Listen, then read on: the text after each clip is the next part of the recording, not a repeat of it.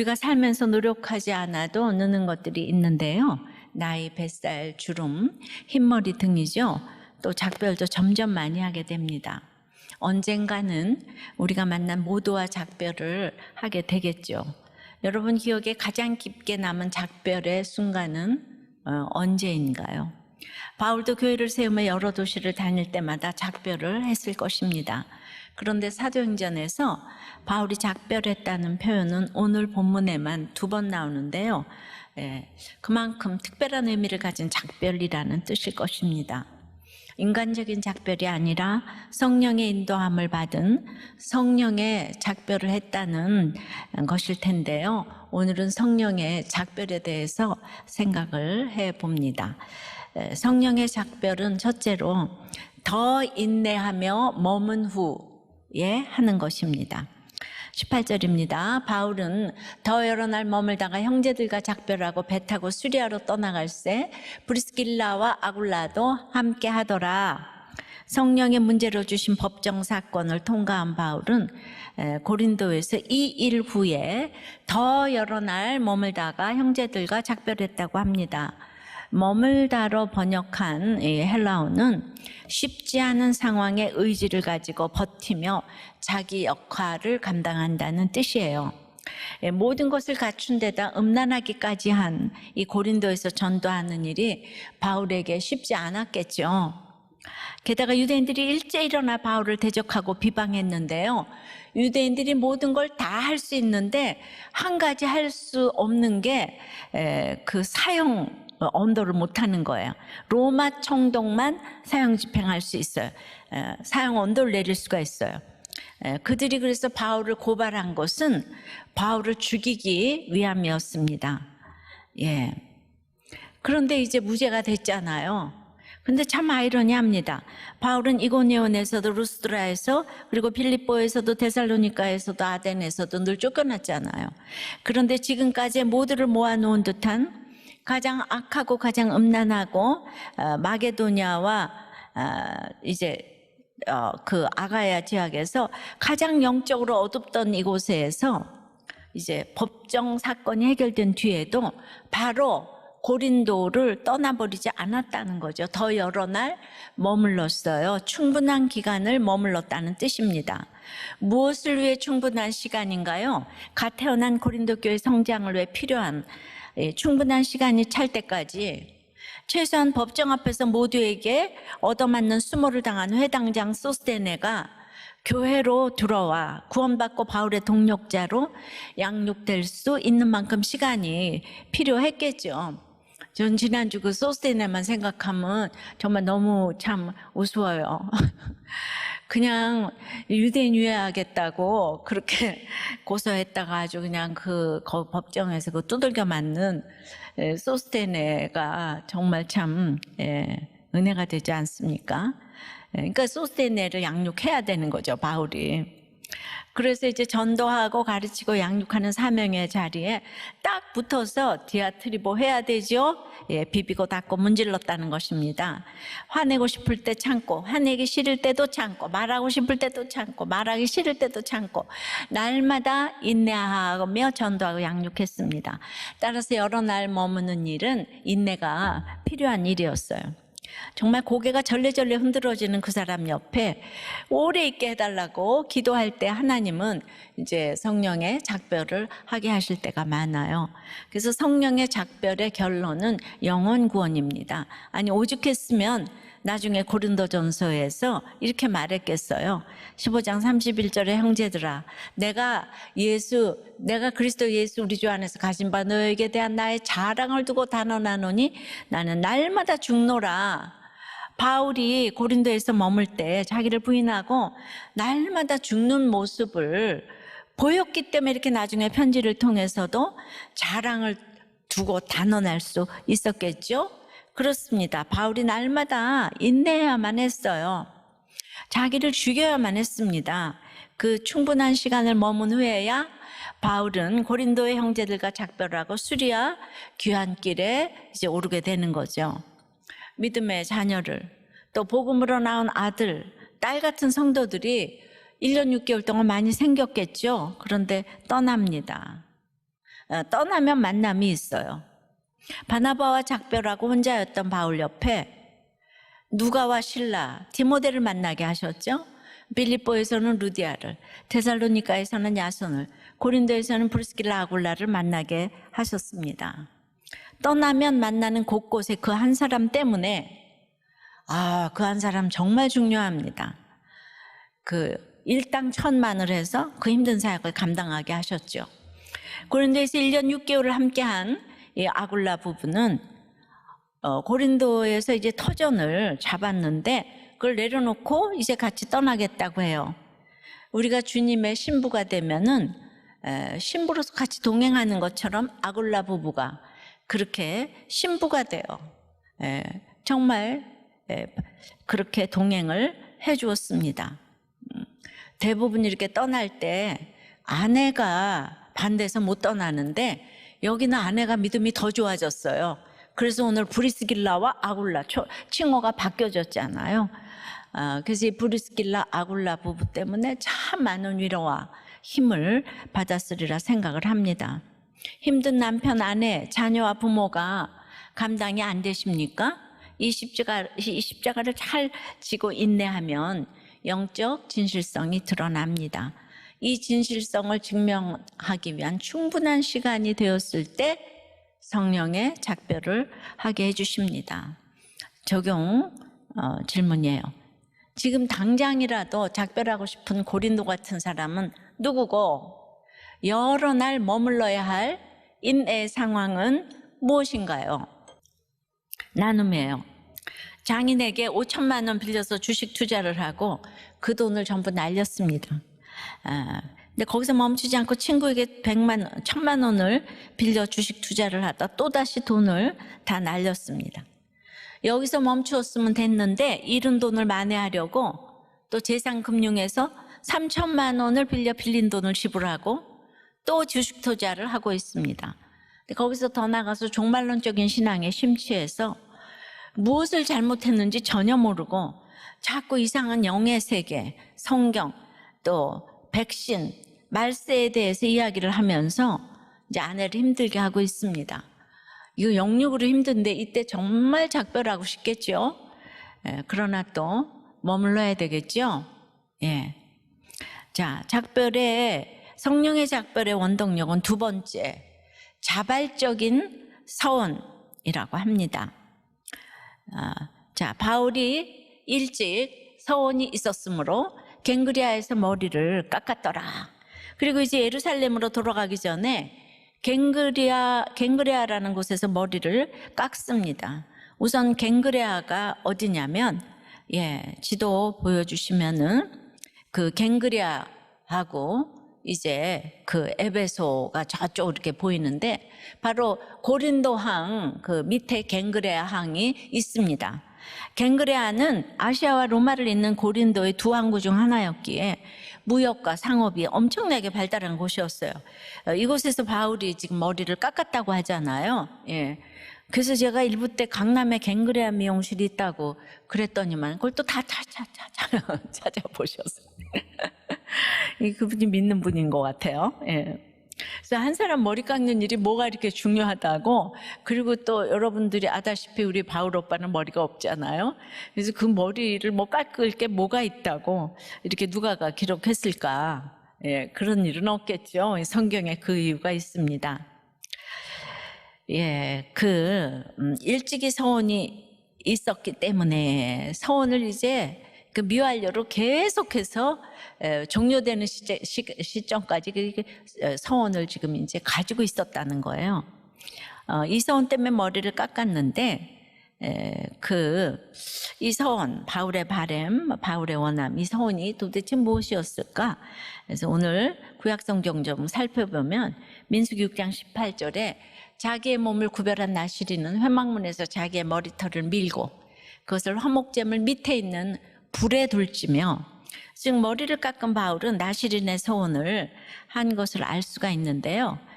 나시린들은 자신을 구별되게 하나님 앞에 바치고 이제 서원이 종료될 때에 이렇게 오늘처럼 머리를 밀어요. 그리고 화목제물 밑에 두게 됩니다. 그러니까 이 서원이 종료되기 전까지 이제 포도주를 입에 대지 않고 시체를 만지지 않고 이제 머리를 이제 깎지 않는 거예요. 시체는 죽음이고 또 죄의 결과고 하나님과의 단절을 뜻하기 때문에 이제 이렇게 이 서원이 끝날 때 머리 깎고 그 머리카락을 이제 불태운다는 거죠. 여기서 보면 서원은 성별하다, 구별하다, 이제 그런 뜻이 있는 거예요. 더 자세히 레위기에서 보면은 하나님께서 이스라엘에게 명하신 제사의 종류가 번제, 소제, 속제제, 속건제, 화목제 5개예요. 조금 설명을 하면 예수 그리스도의 그 죽으심의 번제, 부활의 소제, 대속의 속제제, 속량의 속건제, 승천의 화목제를 상징합니다. 특히 레위기 7장 11절서부터 18절까지 보면 마지막 승천에 해당하는 화목제는 죄인들의 속죄가 완료되어서 하나님과 하나님의 백성들 간에 화목이 성취되는 천국 잔치에서 감사와 찬송을 드리는 거예요. 15절입니다. 감사함으로 드리는 화목제물의 고기는 드리는 그날에 먹을 것이요 조금이라도 이튿날 아침까지 두지 말 것이니라. 그러나 그의 예물의 제물이 서원이나 자원하는 것이면 그 제물을 드린 날에 먹을 것이요 그 남은 것은 이튿날에도 먹되. 그러니까 그러나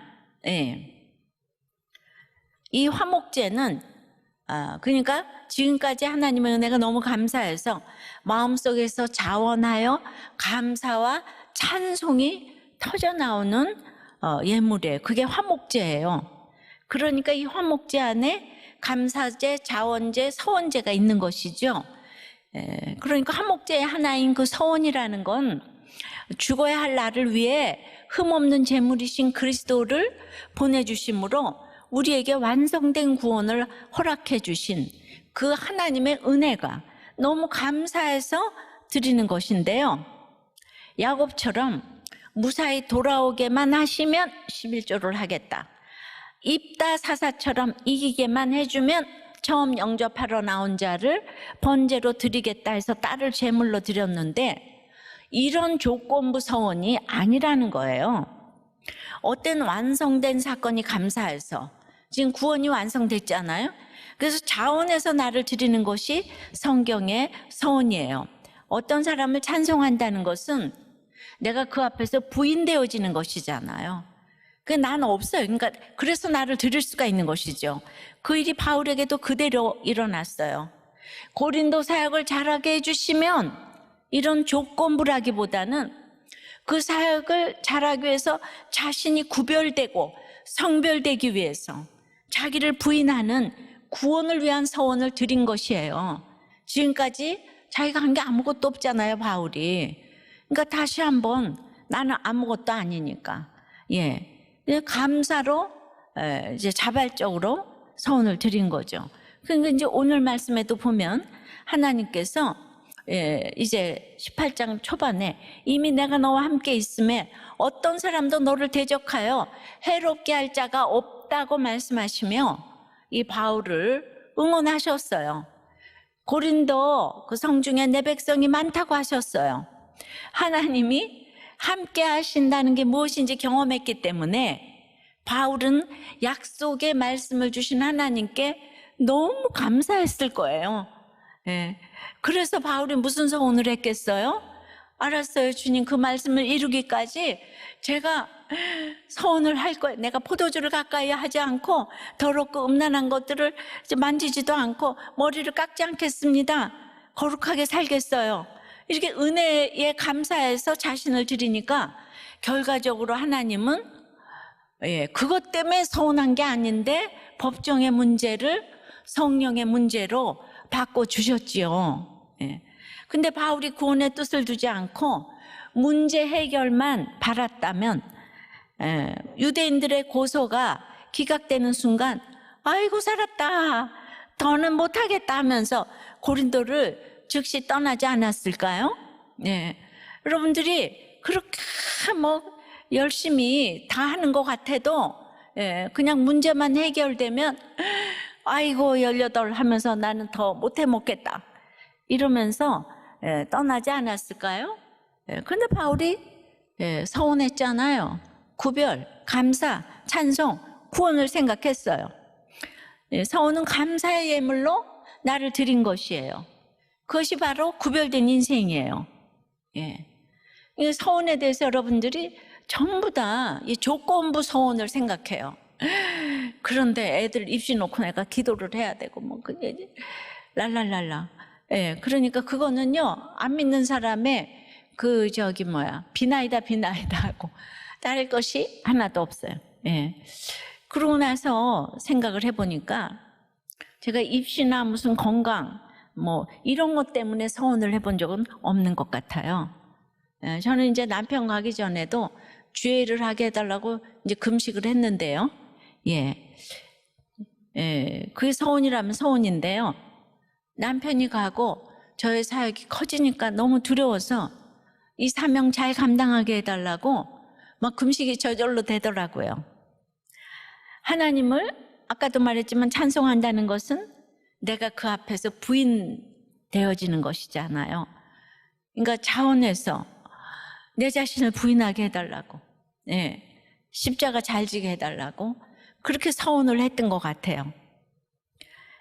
이런 마음으로 이렇게 늘 서원을 하니까 작별을 해야 될 것을 때에 맞춰서 잘할 수 있었던 것도 같아요. 이 사람 아니면 안 돼가 아니고 주님이 주시는 사랑과 주의를 할 수 있기도 하고요. 그러니까 우리는 각자의 언어와 명칭과 법이 있어요. 근데 그것이 성령의 법이 되지 않으면 기뻐서 서원도 안 되고 또 이제 슬퍼서 작별도 힘들어요. 이제 서원에 대한 걸 생각해 보면 저희 어머니가 이제 아들 주시면은 주님께 드리겠다고 우리 둘째 언니를 백성의 아들이라고 이제 서원했어요. 백성민자 아들 자자. 그래서 이제 서원하셨는데 딸 주셨어요. 저는 아예 아들 이름으로 지어놓고 기름을 붓는다는 뜻의 이제 이런 완전히 이제 주님께 드리는. 근데 두 딸이 모두 목사가 되었는데 저희 어머니도 그게 조건부 서원인가를 생각해 봤을 때 그건 다 아들 낳으면 주님께 드린다고 그랬기 때문에 어떤 기복적인 서원은 아니었던 것 같아요. 그러나 어머니의 서원을 이루게 하기 위해서 작별을 너무 많이 경험하게 하셨어요. 이 땅에서 가장 무서운 작별. 대학교 때 어머니와 작별을 했고 결혼 후에 시아버님, 시어머님과 30대에 또 남편과 또 교회 개척 직전에 친정아버지와 작별을 하게 하셨어요. 젊은 나이에 4분의 부모님과 남편을 작별했어요. 그래서 이게 어머니 서원 때문에 누구와도 갑자기 작별할 수 있다는 연습을 이게 미리 하게 하셨다고 생각을 합니다. 그래서 늘 자신을 부인하게 해달라고 저절로 자발적인 영적 서원을 하며 가기 때문에 그런 무슨 일을 당해도 아니 내가 예수 믿었는데 내가 교회 반주했는데 내가 4대째 모태신앙인데 어떻게 이럴 수가 있어. 이제 그거보다는 그러니까 항상 나는 특별하다. 난 예수 잘 믿기 때문에 이제 그런 생각은 하지 않게 하신 것 같아요. 남들 당하는 일 나도 겪었다고 생각을 하게 하신 것이 이 서원의 또 응답이 아닌가. 지금까지 지내온 것이 주의 은혜이지만 때마다 이제 원칙을 이렇게 생각하게 한 것은 이제 말씀 적용 때문이었고, 그럼에도 수없이 타협하고 싶죠. 그래도 이제 큐티를 하는 게 연습이 됐어요. 습관이 됐어요. 그래서 말도 안 되는 거지만 사소한 원칙 하나를 지키려고 너무 골이 흔들리도록 고민을 하지만 그렇다고 해서 뭐 제대로 눈에 보이는 것도 없는데 그렇게 날마다 큐티를 하려고 주님이라면 어떻게 했을까 말씀으로 이렇게 이제 싱크를 열심히 한 것만 가지고도 주님은 훗날에 너무나 엄청나게 다 크게 갚아서 돌려주신다고 생각을 해요. 그래서 내가 한 게 아무것도 없는데 거룩하게 살겠다고 막 서원을 하니까 받은 선물이 너무 크다는 거예요. 그럼 원칙이 무엇입니까? 바로 이게 구별이에요. 거룩이에요. 팔복의 원리죠. 문자적으로 깐깐한 것이 원칙이 아니고요. 구원 때문에 오늘 손해보아야 할 말씀의 원칙을 말하는 것이에요. 그러니까 여러분들이 지금 각종 목장에서 그 원칙 때문에 이거 어떻게 할까요? 말까 늘 나누잖아요. 근데 그 아무것도 아닌 사소한 그런 적용 때문에 여기 나와서 이 대표 간증을 수도 없이 많이 하시고 목장에서 간증이 울려 퍼지고, 예. 그래서 너무나 우리들 교회에 선물을 많이 주셔서 이렇게 간증을 하시는 거예요. 예. 그래서 그 서원의 간증으로 이제 응답 간증을 하는 거죠. 수 없는 응답이 이루어졌어요. 그 사소한 큐티 적용 하나 때문에 하나님은 쌓을 곳이 없는 축복을 여러분들에게 또 우리들 교회에 이렇게 주고 계시다고 생각을 해요. 적용해 보세요. 입시나 입사를 앞두고 여러분은 조건부 서원을 합니까? 그럴 때일수록 주의 크신 은혜에 감사해서 나를 써달라고, 그래서 인내하기 위해서 서원을 하십니까? 예. 뭐 굉장히 어렵지만 생각을 해보는 건 또 공짜니까 한번 생각을 이렇게 해보세요. 예. 그래서 성령의 작별은 세 번째는 사람의 청이 아닌 하나님의 뜻대로 해야 되는 거예요. 성령의 작별은 내가 정말 이제 인내를 해야 되고, 그리고 해서 성령의 이런 이제 자원적인 서원을 해야 되고, 사람의 청이 아닌 하나님의 뜻대로 해야 해요. 19절서부터 21절까지입니다.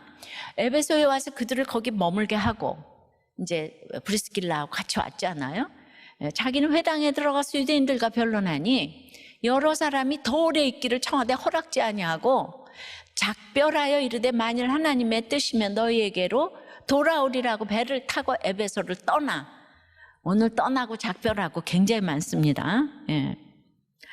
갱그리아에서 배를 타고 떠난 바울 일행은 아시아의 관문이자 주도인 에베소에 도착합니다. 지도를 다시 한번 보면은요, 그 갱그리아에서 저기 지중해를 거쳐서 쫙 예루살렘 가기 전에 가이사랴 전에 그 에베소, 에베소, 아시아의 주도, 도착을 합니다. 2차 전도 여행의 원래 목적지가 어디였는지 기억하시나요? 더베와 루스드라와 이고니온 등 갈라디아 남부의 교회들을 신방한 바울이 마지막에 어디로 가고자 했죠? 바로 아시아의 주도 에베소였어요. 기억나시죠? 마지막에 드로아 해변가에서 한밤중에 환상으로 아시아에로 그렇게 가고자 하는 것을 막으셨어요. 성령이. 그 아시아가 바로 에베소입니다. 어떻게 보면 로마로 가기 전 끝판왕이라 볼 수 있는데요. 마게도냐 땅의 수도 데살로니가, 또 아가야 지방의 수도 고린도보다 더 넘사벽이 그 에베소예요. 그래서 얼마나 힘든 곳인가 하면 성령께서 어린 디모데를 배려해서 막을 정도로 거기가 힘든 곳이에요. 에베소 사람들이 섬기는 그 아데미 여신, 그 신전이 아데미 여신인데 지금으로 말하면 아르테미스 신전인데 이게 세계 7대 불가사의 중 하나인, 지금도 그게 세계 7대 불가사의니까 그때 얼마나 대단했겠습니까? 그처럼 우상의 세력이 강한 도시가 그 에베소예요. 그런데 이런 에베소를 굳이 들리지 않아도 돼요. 지금 예루살렘 갈 길이 바쁘거든요. 지금 이제 절기도 있고, 절기도 지켜야 되고, 그래서 시간이 바쁜데, 굳이 안 들려도 되는 에베소를 이제 들렸습니다. 그리고 도착한 후 쉬지 않고 회당을 찾아 복음을 전합니다. 여기서 변론하다는 말은 제가 이제 성령의 강론 설교를 할 때 그 강론했다와 같은 의미인데, 성경을 이렇게 펴서 구속사로 자신의 이야기를 한 거예요. 구속사로 했어요. 그러니까 그냥 그 사람들이 너무 이제 열심히 들었잖아요. 그 저는 이게 바울을 생각해 봤어요. 바울은 어떻게 그렇게 욕을 먹고 매를 맞고 그냥 사형도를 할 만큼 그렇게 지겨워하는데 맨날 나는 이제 유대인 떠나서 이방인에게로 가겠다 그래 놓고도 계속 유대인 회당에 꼭 들리는 거예요. 아, 이것이 자발적인 서원 아니면 되겠습니까? 예. 그래서 바울에게는 복음을 전하는 것이 일이 아니라 숨쉬기예요, 숨쉬기. 예. 여러분들은 숨쉬기예요, 일이에요. 그래서 자꾸 뭘 하면 목사님 좀 쉬라고 그러는데, 글쎄 말이에요. 저는 그냥 이렇게 와서 설교하고 이게 참 숨쉬기 같아요. 그래서 준비하는 것들이 물론 저한테 너무나 어렵지만은, 그래도 이게 너무 이제 습관이 된 것 같아요. 어렸을 때부터 이렇게 살다 보니까. 그래서 여러분들이 그 복음을 전하는 것이 목자님들도 사역자님들도 다 숨쉬기인지 일인지, 그러니까 이제 또 전합니다.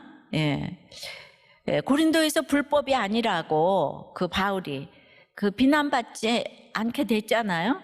근데 도리어 서운하고 지키는 율법 지키는 모습을 보여주는 바울은 이 율법의 완성의 사랑이듯이 바울은 그냥 그 당시에 유대와 이방을 다 생각하면서 자기로서 할 수 있는 것을 다 하는 모습을 이렇게 보여주는 거예요. 구원 때문에 못할 것이 없어요. 그러니까 당장 에베소의 회당에서 그 변론을 할 때 거부감이 없었을 것 같아요. 나시린의 서원을 딱 하고 머리 깎고 왔잖아요. 지금 머리를 깎은 것이 내 헌신의 끝이라고 종교를 하면서 내 서원 끝이 아니라 여기에 와서도 강론하면서도 또 이제 그 자발적인 서원으로 하나님 에베소도 앞으로 일하셔야 돼요. 에베소도 책임져 주셔야 합니다. 그렇게 하고는 본인은 예루살렘으로 떠나지만 그 에베소 이제 또 돌아오잖아요. 전략적으로 여기 아주 중요한 인물인 브리스길라와 아굴라를 남겨놓는 거죠. 이 비중이 대단합니다. 그런데 이렇게 강론을 하니까 구속사로 전하니까 이전과 달리 여러 사람들이 더 오래 있기를 간청하는 거예요. 고린도 에베소하고 비슷하잖아요. 화려하고 음란하고 거기서 1년 6개월 동안 연습을 많이 해서 그런지 에베소 사람들의 마음을 설득한 것 같아요. 하지만 바울이 오래 있으라 그러는데 거절합니다. 전에는 성령께서 허락지 않았는데 이때는 바울이 허락하지 않습니다. 만약 하나님 뜻이면 다시 돌아올 것이다. 이때 시제가 능동태 미래예요. 막연한 것이 아니라 말하는 사람의 의지가 담겨진 앞으로 이루어질 것에 대한 이런 각오와 의지가 담겨진 아주 강력한 표현이에요. 그래서 옛날 같았으면 어땠습니까? 성령께서 계속 막았지만은 사람들이 많아지니까 성령이 막아도 계속 아시아로 이제 가고 싶은 거예요. 그런데 성령의 서원을 한 바울의 태도는 어떻게 변화되었습니까? 그동안 자신의 실패와 두려움 속에 연약함과 두려움의 한계 가운데에서도 빌립보 교회가 세워지고 데살로니가 교회가 고린도 교회가 세워지게 됨을 보게 되니까 자신의 의지보다 하나님의 의지가 조금씩 앞에 가기 시작합니다. 그래서 이제 이곳 에베소에서 복음을 전하는 것보다 더 앞에 그 각오와 서원과 의지 앞에 하나님 뜻이 있는 거예요. 그래서 그 브리스길라와 아굴라를 남겨놓을 만큼 에베소에서 복음 전하기를 원했지만은 자신의 발행과 소원보다는 먼저 하나님의 뜻을 이제 구하는 거예요. 빨리 작별하고 싶었던 고린도에서는 더 여러 날 머물렀지만 처음부터 오고 싶었던 에베소에서는 더 오래 있기를 청하는 그 여러 사람들이 있는데도 불구하고 바로 작별합니다. 단호하게요. 그러니까 인본적인 사람들의 특징이 이 때를 모른다는 것인데요. 갈 때와 올 때, 있을 때와 갈 때. 이걸 알려면은 십자가는 지혜고 지혜는 타이밍이에요. 그러니까 이 타이밍을 모른다는 것은 결국 십자가를 모른다는 거예요. 그래서 자기 생각대로 하니까 경고할 때는 칭찬을 하고 칭찬할 때는 경고를 하고 그러니까 아주 굉장히 스마트해 보여도 대형 사고가 터지는 거예요. 그럼 이걸 어떻게 분별하냐고요? 가장 쉽게 구원보다 이익이 목적이면 분별이 안 됩니다.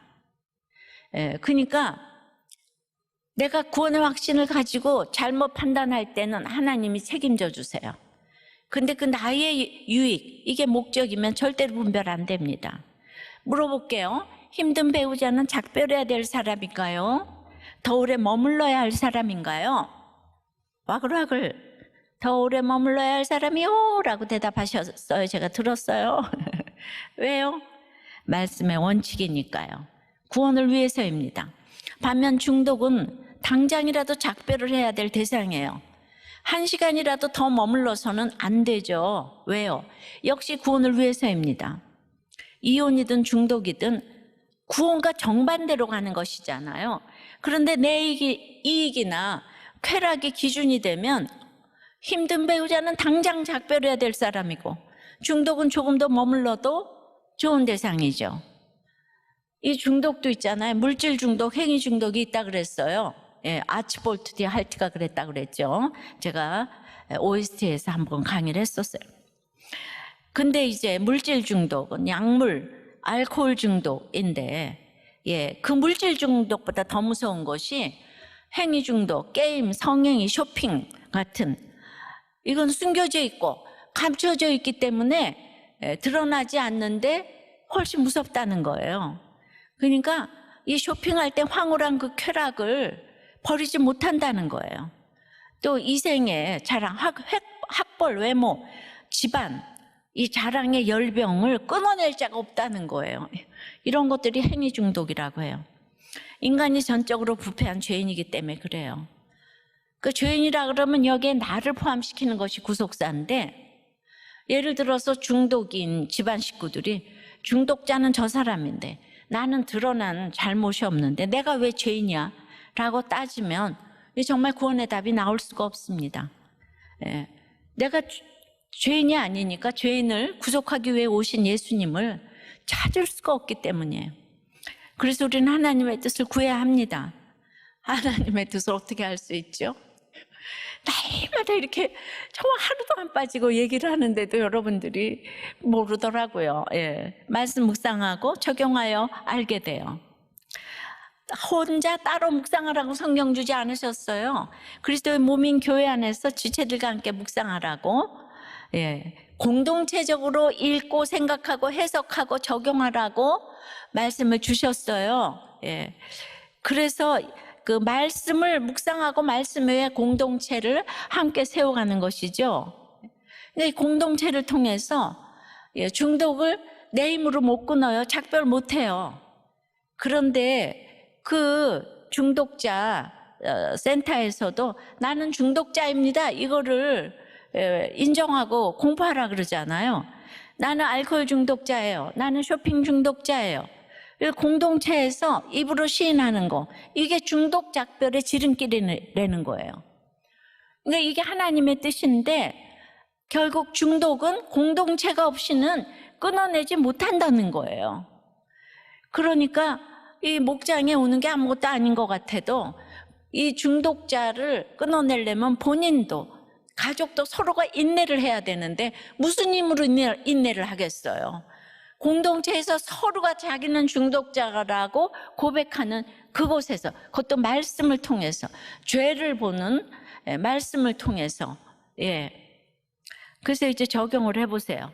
내 뜻과 하나님의 뜻이 반대로 작용한 때는 언제입니까? 그러니까 이기적인 자기 사랑이 성령의 작별이 되어 지켜야 할 가정이나 또 끊어내야 할 중독은 무엇입니까? 게임, 성행위, 쇼핑입니까? 더 많지만 행위 중독이 더 무섭다고 하니까, 그래서 이 좋은 일은 하나님도 좋아하실 거야 하며 사람들이 요청한다고 행하는 것은 또 무엇이 있어요? 자기가 생각대로 구제하는 거 좋은 거죠. 뭐 이런 거. 그러니까 먼저 우선순위가 있는데 말씀을 모르면 우선순위가 뭔지 몰라요. 자, 성령의 작별 네 번째는 제자를 굳건하게 하기 위함입니다. 22절서부터예요. 가이사랴에 상륙하여 올라가 교회의 안부를 물은 후에 안디옥으로 내려가서 얼마 있다가 떠나 갈라디아와 부르기아 땅을 차례로 다니며 모든 제자를 굳건하게 하니라. 이제 에베소에서 배를 타고 떠난 바울은 지중해를 가로질러 가이사랴에 도착합니다. 뭐 지도를 안 봐도 아시겠지만 다시 보면은 에베소에서 가이사랴에서 그 예루살렘에서 안디옥 저 위에 맨 처음에 파송했던 안디옥까지 이렇게 가게 되는 여정이에요. 이게 바로 이제 2차, 그 다음에 저 위에 갈라디아, 부르기아, 이게 이제 3차 전도 여행까지 이제 올라가게 되는 거죠. 가이사랴에 도착한 바울은 거기서 올라가 교회 안부를 물었다고 해요. 예루살렘 교회 올라갈 때 늘 올라갔다고 그래요. 우리가 늘 서울은 올라갔다고 그래요. 아무리 저 한경도에서 서울을 내려갔다 그러지 않아요. 그것처럼 지금 예루살렘 교회를 방문했다는 뜻입니다. 예루살렘 공회가 사도행전 15장에서 성령의 의논으로 결정한 내용을 지역교회에 이제 또 알리고자 했고, 그 모든 것을 보고하기 위해서 거기 또 가야 되고 절기도 이제 지켜야 돼요. 이렇게 바울은 전체 교회를 세우기 위해 가이사랴에서 예루살렘까지 올라가서 지도자들을 만난 후에 비로소 자신의 사역본부인 수리아 안디옥으로 올라갑니다. 그 육지와 바다로 이동한 거리를 대충 계산해도 한 4,500km 정도 되고요. 시간도 3년 이상 걸린 긴 여행이었어요. 이 복음을 위해 목숨을 걸지 않고서는 감당할 수 없는 여정이죠. 그럼 이제 와가지고 좀 푹 쉬고 싶지 않겠어요? 근데 안디옥에서 오래 머물지 않고 얼마 있다가 떠났다고 해요. 왜 어디로 떠났습니까? 이제 2차례 전도 여행 때 세운 갈라디아와 부르기아 지방의 여러 교회들을 신방하기 위해 떠납니다. 그렇게 바울은 3차 전도 여행을 시작합니다. 22절과 23절에 2차, 3차가 다 포함되어 있어요. 그러니까 우리의 복음 전도가 대단하게 뭐가 끝맺고 이러는 게 아니고 하루하루가 그냥 2차고 3차고, 왜냐하면 바울의 복음 전도는 숨쉬기니까. 그래서 이제 2차 때와 마찬가지로 교회들을 신방하여 제자들을 굳건하게 견고하기 위해서 이제 이제 3차를 또 시작을 하게 된 거죠. 바울이 오랜 기간 여러 도시들을 다니며 다양한 사람들을 만났어요. 각종 고난과 핍박을 받았어요. 그러면서 바울은 인생이 얼마나 연약한지, 우리 믿음이 얼마나 흔들리기 쉬운지 절절히 깨달았을 거예요. 그리고 저는 누구보다도 자신이 흔들렸을 것이라고 생각해요. 왜냐하면 우리와 성정이 같죠. 바울도 스데반을 죽였던 사람이잖아요. 그래서 인간의 강함이 아닌 성령의 견고함이 답임을 절감했을 것입니다. 그래서 자기와 같이 늘 흔들리고 방황하는 각 교회 제자들을 향한 형제의식이 아주 더 강하게 일어났을 것이에요. 그러니까 이런 흔들림을 멈추게 할 추가, 오직 주님의 말씀임을 알기에 그 말씀으로 그들을 굳건하게 하기 위해서 바울은 또다시 작별을 하고 양육의 3차 여행을 이제 떠나는 것이죠. 따라서 바울의 작별은 힘든 일을 피해 안전한 곳으로 도망가거나 숨기 위한 떠남이 아니에요. 바울의 작별은 믿음이 흔들리는 지체를 굳건하게 하러 사명의 자리로 돌아가는 떠남입니다. 그래서 성령의 작별이에요. 인간의 작별은 끝남과 마지막이잖아요. 하지만 성령의 작별은 새로운 사명의 시작과 처음입니다. 다른 지체들을 굳건하게 하기 위해 이기적 관심의 한계에서 떠나는 작별이에요. 그래서 성령의 작별은 아까도 말했지만 자기 사랑으로 가득한 이 세대를 떠나는 것입니다. 자기 사랑에 사로잡혀 있으면 조금이라도 자기에게 손해가 되는 일을 당하면 다 거기서 떠나고 헤어지고 피하고 끝냅니다. 이기심만 가득한 인간의 작별을 하는 것이죠. 그래서 모든 것이 다 깨지고 해체됩니다. 가정도 예외가 아니죠. 인권이 우상이 되니까 결혼이 하나님께서 짝 지어주신 것이라는 진리를 받아들이지 않아요.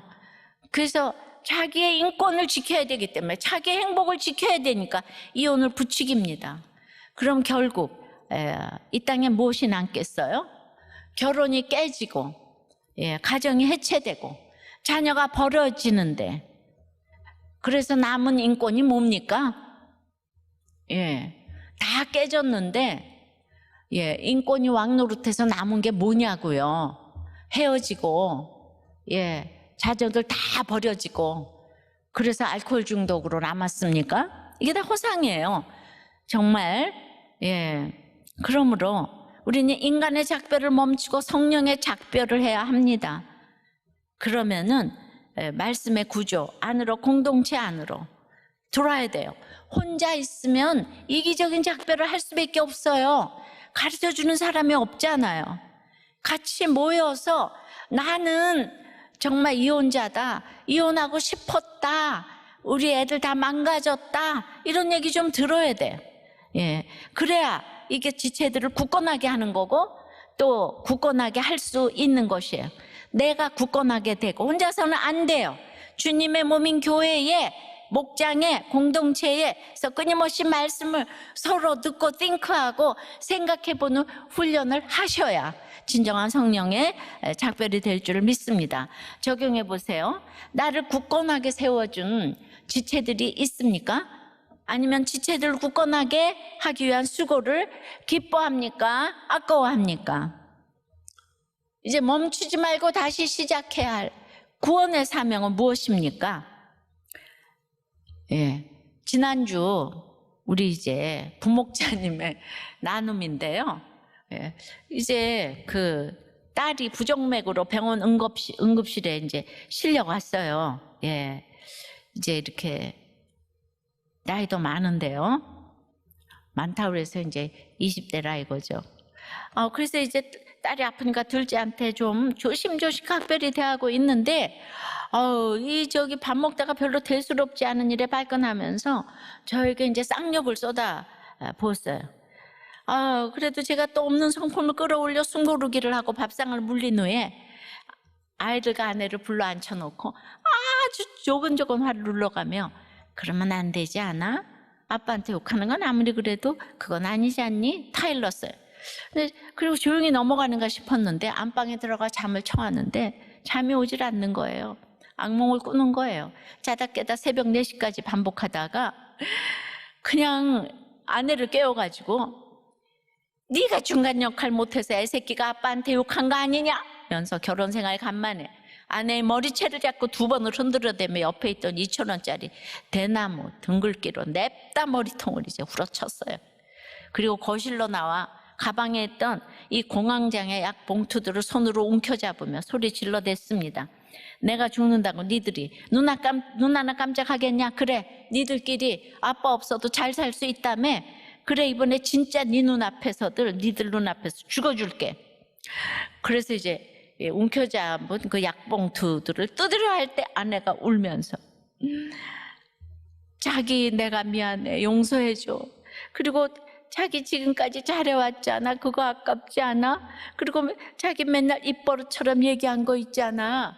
그래서 뭔데? 라고 얘기를 했더니 자기 맨날 구원과 사명 얘기했잖아. 지금 가면 자기가 말하는 그 사명은 어쩔 건데 자기 목숨 너무 아깝지 않아? 막 울면서 이런 얘기를 하는데 갑자기 누가 얼음물을 양동이에 받아다 제 몸에 그냥 확 끼얹듯이 정신이 번쩍 들었습니다. 그리고 아무 말 없이 제 눈에서 눈물이 흘렀어요. 그래, 사명이지, 사명이 있었지. 그래서 이제 출근하면서 새벽에 난리 부르스를 준 것에 대해서 사과와 동시에 해석을 하며, 내가 그동안 애들과 애엄마한테 한 짓거리가 20년이 훌쩍 넘는데 무슨 할 말이 있냐면서 집사람에게 내가 아직도 멀었구나. 내가 진짜 변했다고 하나 성품이야. 아직도 내 속에 이 악이 많아서 이 아까 작별을 못해서 실수를 했어. 진짜 담임 목사님 말씀 맞다는 한계 상황이 오니 내 믿음의 언주소가 그냥 보이네. 미안해. 20년을 그랬는데 앞으로 20년을 내가 더 인내하고 참아야 그 상처가 치유될 텐데 못해서 미안하다라며 눈물로 사과를 했습니다. 그리고 이제 오후에 딸에게 문자가 왔어요. 아빠 미안, 잘못했어. 내가 너무 예민해서 막말을 했어요. 이런 문자를 받고 내 삶의 결론인 것을 누구 탓을 하겠습니까? 이놈이 죄인인 것을. 여기까지 이렇게 나눴어요. 그랬더니 초호님이 그냥 참 아내 집사가 얼마나 참고 기다리셨는데 애한테 욕 한 번 먹었다고. 으이구, 이렇게 보면 우리들 교회에 아내 집사님들이 말씀으로 실력을 쌓아두어서 망정이지. 남자 집사님들은 허수아비죠, 허수아비. 아내 집사님께 고마워해야죠. 안 그래요? 이때 이 부목자님이 물론입니다. 100% 인정해요. 근데 궁금한 거 하나 있는데요, 초호님. 네, 뭐죠? 초호님은 애들한테 혹시 욕 드셔본 적이 있을까요? 저 같은 경우에는 늘상 아내한테 욕을 먹는 편이죠. 아직 애들한테는 욕 먹은 적은 없지요. 저도 놀랐어요, 이 나눔에.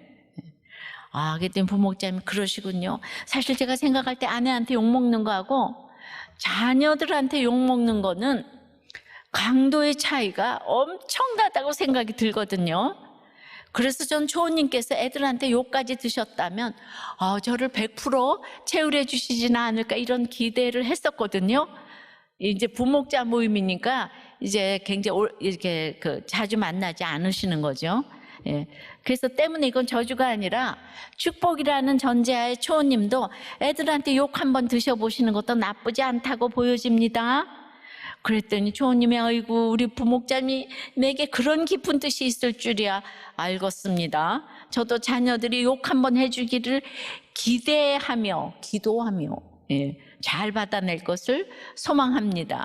서로 가고 오는 이 참 축복 속에 싹 트는 우리의 믿음이라고. 초호님 파이팅.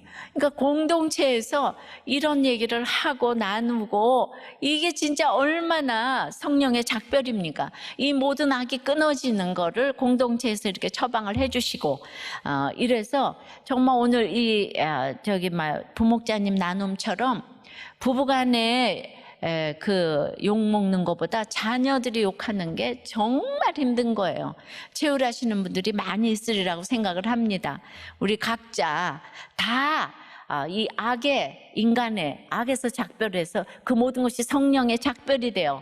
중독을 끊어내고 가정은 지키는 여러분들 되시기를 바라요. 말씀을 맺어요. 성령의 작별은 그러므로 더 인내하며 머문 후에 하는 거예요.